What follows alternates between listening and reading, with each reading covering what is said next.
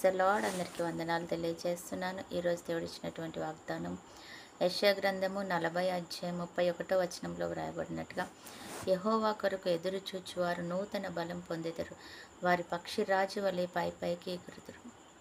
దేవుడి చక్కని వాగ్దానం మనకిచ్చాడు.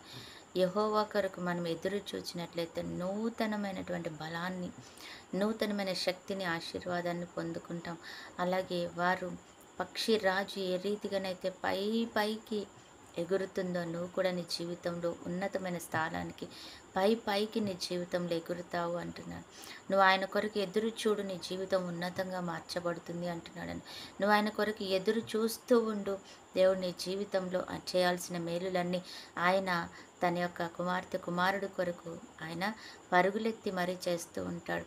ఆ పక్షిరాజు ఎంత ఉన్నతంగా పైకి ఎగురుతుందో, నిన్ను కూడా అంత ఉన్నతంగా ఆశీర్వాదకరంగా మారుస్తూ ఉంటాడు. దావీదు ఎదురు చూశాడు. నా కుమార్తెలారా, ఎదురు చూశాడు. ఆయన కొరకు ఎప్పుడు వేచి ఉండేవాడు.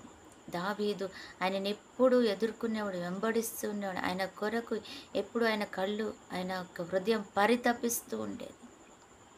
ఎందుకంటే ఆయన ఎప్పుడు ఆయనను పిలిచినట్టుగా పాడుతూ ఉండేవాడు. ఆ పాటలు ఆయన వెతుకుతూ ఉండేవాడు, స్తుతిస్తూ ఉండేవాడు, వెతుకుతూ ఉండేవాడు, ఆరాధిస్తూ ఉండేవాడు, వెతుకుతూ ఉండేవాడు అనమాట.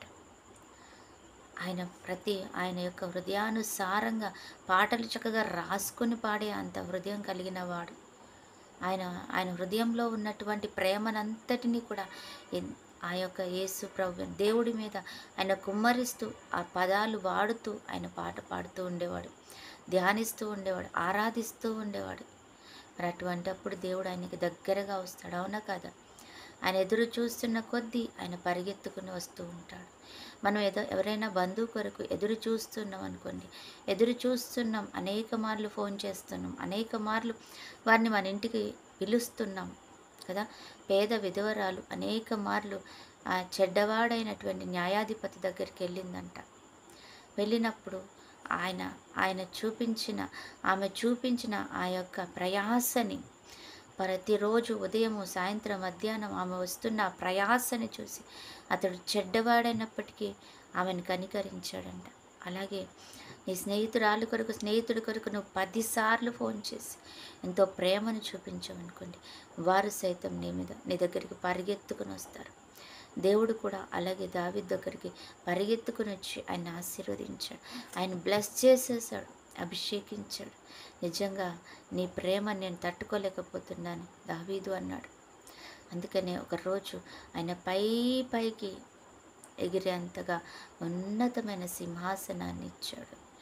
ఎవ్వరు ఊహించినది, ఆయన కల్లో కూడా అనుకోనిది, ఆయన గ్రామం అనుకోనిది, ఎంత ఉన్నతమంటే అంత ఉన్నతమైన స్థానాన్ని ఆయనకి దేవుడిచ్చాడు. అలాగే నువ్వు నేను కూడా పైకి ఎగురుతామంట. ఆయన కొరకు ఎదురు చూస్తే, ఆయనను వెంబడిస్తే, ఆయన నువ్వు ఆశ్రయిస్తే, అనుసరిస్తే నువ్వు పైకి ఎగురుతావంట. అట్టి కృపా దేవుడు మనకి ఇచ్చునుగా. ఆమేన్. ప్రార్థన.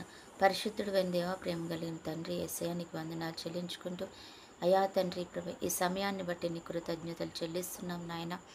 అయా తండ్రి, నీ నామంలో మేము ప్రార్థన చేస్తున్నాం తండ్రి.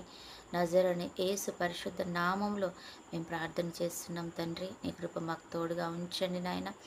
ప్రభా, ఇదిగో ఈరోజు పక్షిరాజులాగా నువ్వు పైకి ఎగిరేటట్టుగా మాకు సహాయం చేస్తానని చెప్పావు కాబట్టి ప్రభా, నిజంగా మమ్మల్ని అట్టి కృపలోకి నడిపించండి.